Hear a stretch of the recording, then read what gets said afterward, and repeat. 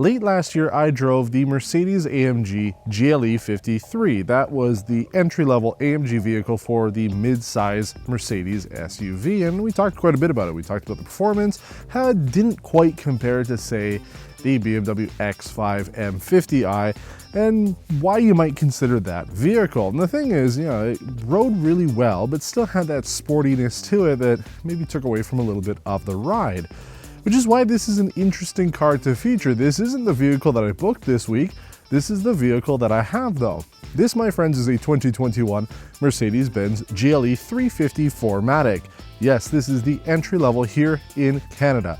In the US, you can get the same vehicle without 4MATIC, but considering this is the entry-level trim, I feel that it really has nothing to prove. I mean, as far as I'm concerned, the M-Class, which now became the GLE class, Mercedes-Benz is the best of the best when it comes to a mid-size luxury SUV. Yeah, they really perfected it. The GLS was just a little too big, and the GLC is just a little too small, so the GLE fits in right in the middle.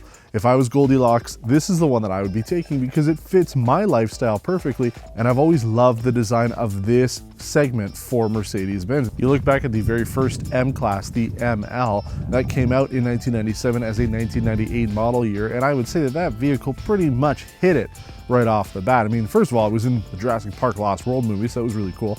But I mean, Mercedes has perfected that design while staying true to it over the course of time, and I feel that that's been the case for their mid-size vehicles like the E-Class since the beginning of time. They've always made it a little different than the other vehicles in their portfolio. So yeah, it's the entry level. This has nothing to prove because it's also not optioned way to the top. Base price for this, $69,900 Canadian, $57,250 in the US. We've got a number of options in here to get it to the same price point as it is in the States and here. And it's, affordable enough. If you're looking at a mid-sized luxury vehicle, you want to have a Mercedes-Benz, you don't want to go full out, then this is the way to go because it's still a Mercedes-Benz. People still look at it, especially in black. Again, it's always not my first choice, but it is hard to argue that a black luxury SUV doesn't look amazing. So I like the look of it. It fits the profile of what you would want out of a luxury vehicle. And yeah, people aren't going to necessarily know that you didn't option it up fully. And now that the badging on the back really doesn't translate to anything underneath the hood, nobody really knows what you are driving. This uses a 2-liter turbocharged inline-4 engine. Again, entry-level engine. This is pretty small, but it produces 255 horsepower, 273 pound-feet of torque, which is okay. Is it quick? Absolutely not. It gets the job done though. But this is the only way you can now get a non-AMG vehicle in this size segment without one that has the Mercedes EQ Power Boost, giving it a small, mild hybrid system in it. This is a straight normal engine system. So that might be better for reliability down the road. Who knows? We'll have to see how it goes. But again, it's a 2-liter, so keep that in mind. Ours is finished in obsidian black metallic with the black Artico interior. In the US, they call it MB Tex. It's leatherette, synthetic leather. Again, maybe that might work out for you. I don't care personally. I mean, it's still a great vehicle, even if this doesn't have Napa leather and all the features and everything. It works out well. We have the Tech Package, Premium, and Premium Plus packages, as well as the Sport Package. So all the exterior body cladding is all finished in the same obsidian black, which looks good. We have 20-inch AMG rims on here with the AMG grille, and it looks good. I like it. I mean, as I said, this is my favorite vehicle in the Mercedes SUV lineup. I think it looks great. This generation has improved on it. Now, truthfully, there's nothing really new to tell you. I mean, this has not changed since 2019 when they first unveiled this generation. So there isn't anything new to go over from the GLE 53 that we feature because it's the same kind of vehicle, just with less power. But I'm going to spend our driving segment trying to convince you that this is more than just a base model. This really does have nothing to prove. It is what it is, and it already knows that it is the best midsize luxury SUV. So what else is there to prove with it? So let's hit the road, and we'll talk about why you might be considering this 2-liter engine if you're in the market for a midsize luxury SUV. I told you I was going to convince you that this is the Mercedes-Benz to buy. Here's my proof. Right here on the screen. That's right, folks. It's a Mercedes-Benz. That's the reason that you need. But in all seriousness, though, the people who are going to be interested in this car, this build with this engine and some of the features and everything on here without the enhanced safety tech and the leatherette seating. These are people looking at it to lease for maybe a year or two and then get rid of it and lease something new for, 2022 or 2023 model year. Since this hasn't changed in a few years, there really isn't anything new to talk about, but that's the target demographic for this car, is lease, short term, a year or two, get people into the brand, trade them in, and then in the used market, this will be a good deal. I mean, it's still a Mercedes-Benz. Is it fast? No. This thing is supposed to do 0 to 100 kilometers in 7.2 seconds. It is slower than the slowest diesel engine offered for this in Europe, which is pretty bad, but you're not using this as a performance vehicle, and I like this without all the AMG bits. There's no sport suspension, there's nothing like that. It's very smooth on the road, and that's one of the things that you'll notice right away, and something that it's hard for us to really test too often, whether it's Mercedes-Benz or BMW. They always like to put the sportiest vehicles on the fleet, whether it's an AMG 53 or even a regular Mercedes-Benz with a lot of the AMG bits on here.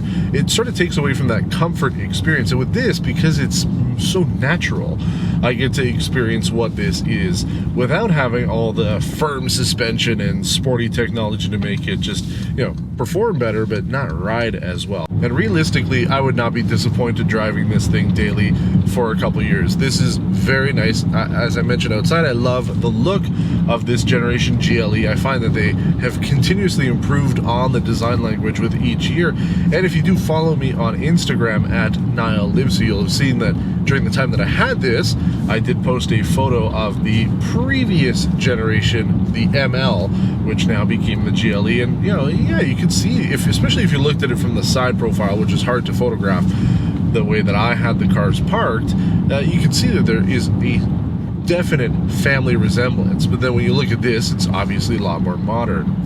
But for me, I would probably get the GLE 450, get the EQ boost with that, so it's a mild hybrid, bigger engine, a little bit more performance.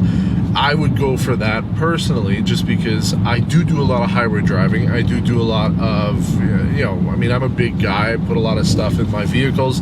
I have a family of 3, so for me, I think the added performance would be better. But regardless, if you go with this or the slightly more powerful version, you're going to enjoy it because it's a Mercedes GLE. It's so nice. I mean, I'm so comfortable in here. Seating position is great. Space in here is good. The overall sound insulation on this is very good as well. If you think back, I had this at the same time that I was driving the Tesla Model 3, which, pricing, believe it or not, is a lot closer new than you might think, at least for the base model. I mean, I know we've optioned this one up for about another $10,000, but if you were to go with a Tesla Model 3 dual motor performance, I mean, that thing is getting pretty close to what this is, and the wind noise on that was a little high. It's a compact executive car, so that makes sense, but still, I mean, you're getting all the benefits of having a 2-row midsize. You could add the 3rd row on this if you wanted to, but again, with this engine, I would just not recommend it. You can only fit about 900 pounds in this vehicle for the cargo capacity. Mercedes-Benz says you can do 7,700 pounds when it comes to towing, and that's pretty much for all the GLEs, all the GLSs. I find that a little hard to believe. I guess it's the chassis, but when you look at their website, you look at this model, the GLE 350 4MATIC, it says that it can tow 7,700 pounds. So it's according to them. But the point is that this works really well. Is it basically the same thing that we drove back in November with the GLE 53? Yes. Is it less expensive, less performance oriented? Yes. Does it matter? No, not really. The experience is still great, and I've still enjoyed my time with this vehicle. I don't think you're going to be buying it at this price, but you're definitely going to be leasing it, and there really isn't anything to fault about it. Mercedes has always stood out as the luxury, true luxury option. Yes, the AMGs are fast, but if you are looking for that pure, refined, smooth, and quiet, comfortable driving experience, then nothing really performs the way a Mercedes-Benz does, and I like this one.